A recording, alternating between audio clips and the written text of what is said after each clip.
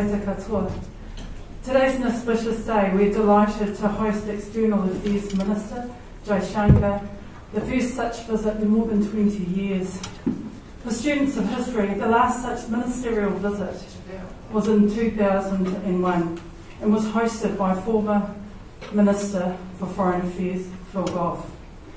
He's a long-time friend of India and the Indian people, and today is making his second to last working day as the Mayor of Auckland. Our relationship endures through the tides of history because India is one of the most important partners that we have.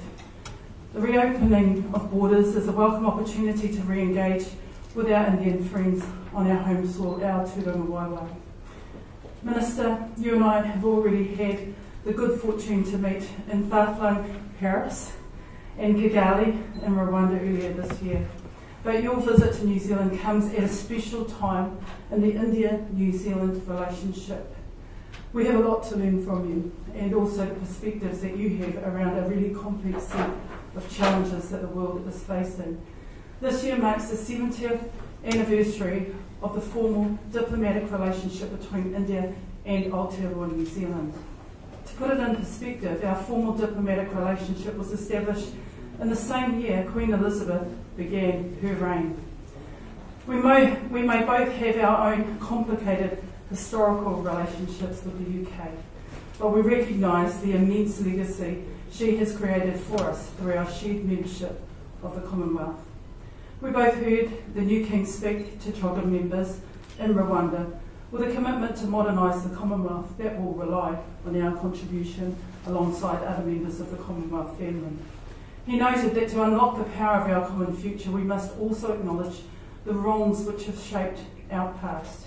He spoke of colonisation and he spoke of slavery, and he understood the challenge in front of him, of the need for ongoing reconciliation. It is true, relationships require attention and nurturing, and I hope that our relationship will see a fruition for both New Zealand and India.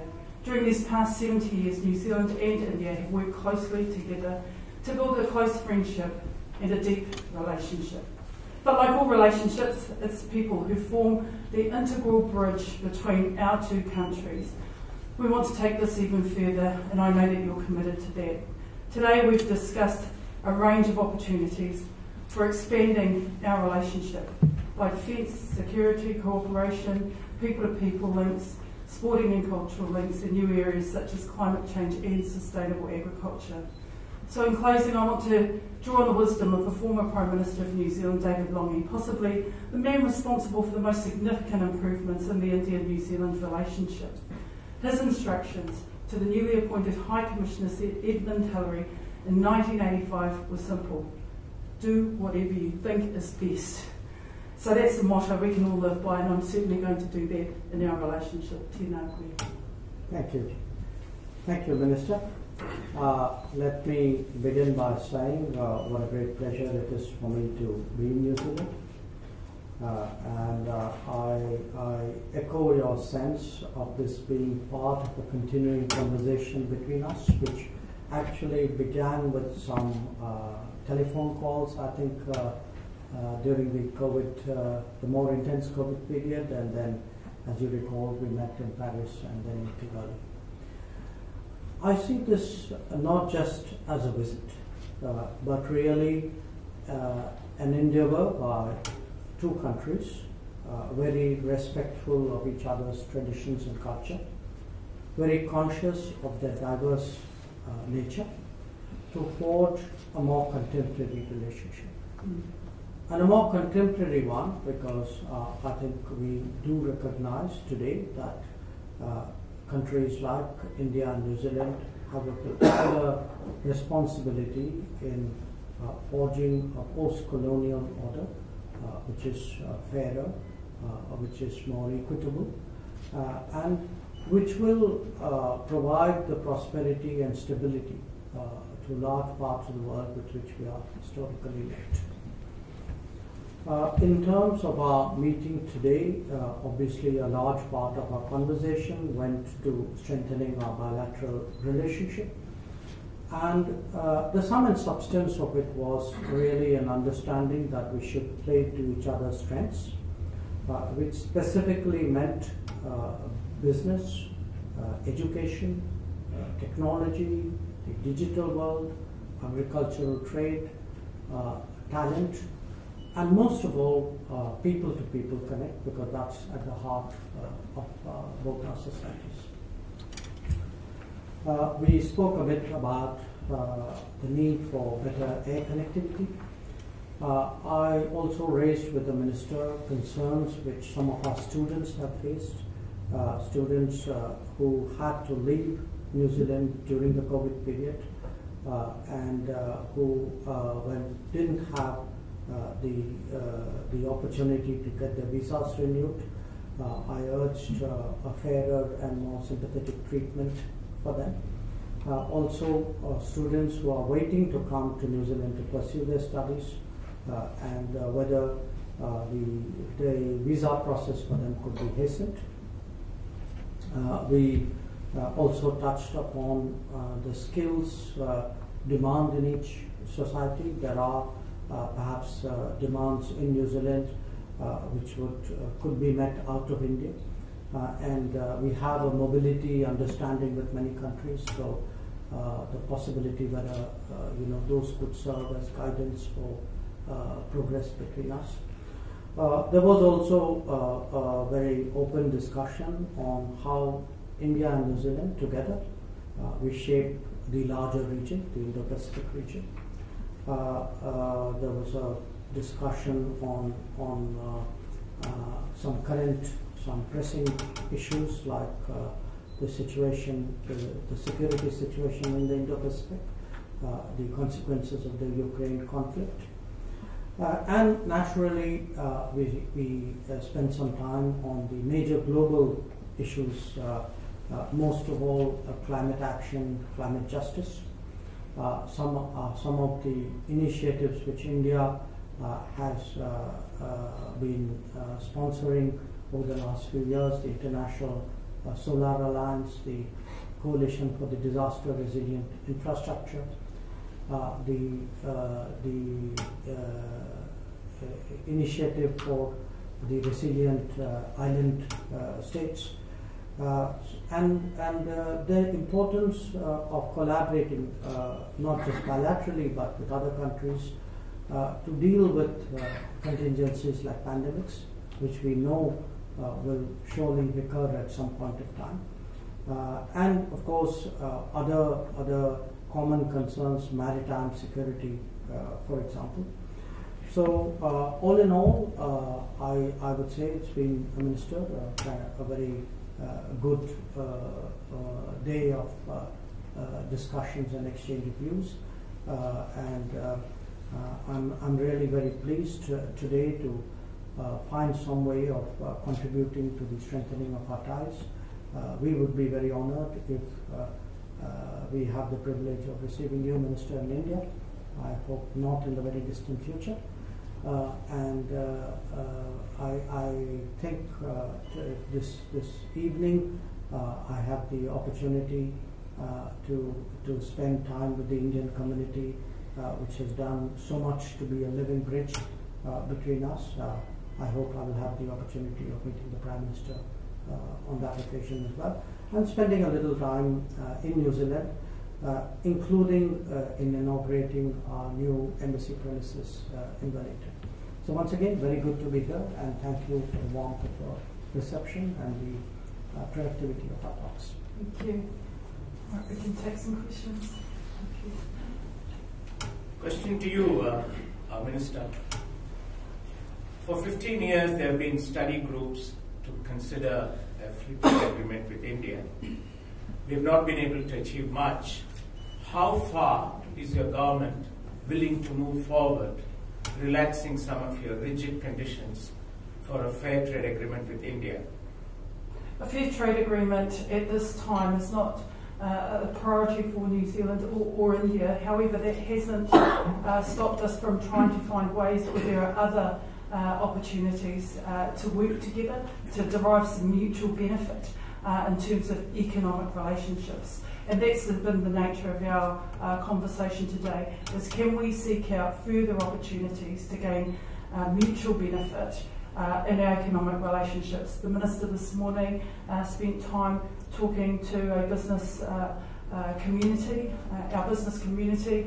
I think we have identified that there are niche areas where we can absolutely derive mutual benefit in the digital space, in spaces where we can maybe share innovation that will contribute to some of our joint ambitions. So that's been really the very focus of our discussion. Is FTA off the table, Minister? It's not our priority right at this moment. Minister Jaishankar, I just was hoping to get your response to that as well in terms of the free trade deal. I think the Minister and I exchanged views on this subject, and we felt that perhaps the best way of pursuing economic opportunities right now was to encourage more business collaborations. I use that word, that phrase, playing to our strengths. We certainly believe that there's a lot that New Zealand businesses have to offer to India. I'm sure that feeling is reciprocated on the New Zealand side. So at the moment, the focus, the priority would be on enhancing business collaboration. Mr. Shankar, if you can please elaborate on what confidence were you given when you spoke about people who have lost livelihoods during COVID times who had returned and who could not come back right now. And Minister Mahuta, can you also please elaborate in your press release you've mentioned about changing of immigration settings? Can you please elaborate on those? Well, the immigration settings have changed partly as a result of COVID. So, for example, even a number of domestic students during that COVID period had to access their learning online. And we found that we had to adjust in so many ways across society in the way that we were working. In terms of our immigration settings, although this is a matter for our Immigration Minister, he's signalled that in the immigration reset, we need to consider where we are now and how we look at immigration settings to support some of the challenges that we have. For example, we do face a skill shortage in some key areas. We need to consider the way in which we seek talent back into New Zealand in critical areas of need. And then there are opportunities that we've considered in areas where specific industries are calling out for workforce due to the challenges of getting produce to market. Again, that's a part of a live conversation that we're having. I have registered the views that the Minister raised and undertake to take that back to our Minister of Immigration. What you have mentioned in your press release was guaranteed pathway to residency. That was also discussed with Minister Shankar. Do you want to touch on that? In a more strategic sense, our immigration reset enables the full consideration of how we orient our view to bringing people to New Zealand or securing talent to New Zealand, and being able to then ensure that there is a pathway to citizenship. And again, this is a matter that our Minister of Immigration is working on. Two more questions. Let me only add that I flagged for the Minister's consideration the predicament of students who had to go back during the COVID period. And I obviously urged that their situation be treated sympathetically and with fairness. And also the students who are waiting to come to this country. And, all of us in different governments across the world are struggling to restore, pre-COVID processes. So I'm very confident that, the government of New Zealand would take the situation of the students into account and respond to that. So you contend that something fruitful will come out of this? You contend that something fruitful will come out Let of me this? respond to that. I've given the Minister an undertaking that the concerns that he has raised, we have registered, and will certainly take that back to our Minister of Immigration. But he's made the point very clearly. My question is to Visiting Minister. One of you needs to. Yeah, so why did it take the Indian Foreign Minister to visit New Zealand over 20 years? And also, is your ministry aware of some very strong anti-India fringe groups working in New Zealand, abusing the democratic freedom of this country and constantly working against the Indian nation. Is your ministry aware of doing anything about it? I can only say in fairness, I've been minister for a little more than 3 years. 2.5 of those 3 years, unfortunately, were impacted by the COVID. It's been my intention since becoming foreign minister to make a visit, and perhaps even in my first conversation with my counterpart, I told her that as soon as the situation normalizes, I would like to be here. So I would really suggest that the focus should be on the fact that I'm here, and not on the fact that some others were not here. On the issue of what you call fringe, you mentioned fringe elements and their opinions. Look, in democratic societies, and I'm not making this point specifically in regard to New Zealand, democratic societies need to be cognizant of the possibilities that the very freedoms that define them can be misused. So they need to be sensitive to that. They need to be aware, particularly when it impacts other relationships. So I make that as a general point. So I think it would be best to leave it there. My view on the question is that New Zealand is a diverse society, and there's a low tolerance for fringe elements who seek to disenfranchise communities based on their ethnicity or religion. No tolerance. And we, as a fair society, we have to keep promoting the values that we see ourselves as representing, which is an inclusive society that is here for the benefit of all New Zealanders. Minister Mahuta, do you value the relationship with India enough? Australia seems to be a bit further ahead. We're not in competition with Australia. In fact, we just want to ensure that the quality of the relationship that we have with India at this point in time fairly reflects opportunities that exist now and is mutually beneficial. And we have a great regard for the contribution that India makes to our border region and the way in which it reflects its ambition to some common principles of peace, stability, prosperity. And you will see as a result of that common approach for our border region, New Zealand wanting to ensure that we take every moment we have going forward to improve this relationship. It's important to us. Mr. Shankar, it seems like you agree with the journalist there saying that Australia is a bit ahead. No, I was just going to tell him you are Richard Hadley, so what more do you want? Thanks guys, thanks for coming out. We've got one more question, one last one, okay? And congratulations and thank you for Operation Ganga, sir. And there's one statement you mentioned that being in a Modi government itself is giving a strength as a foreign minister. So what is that strength?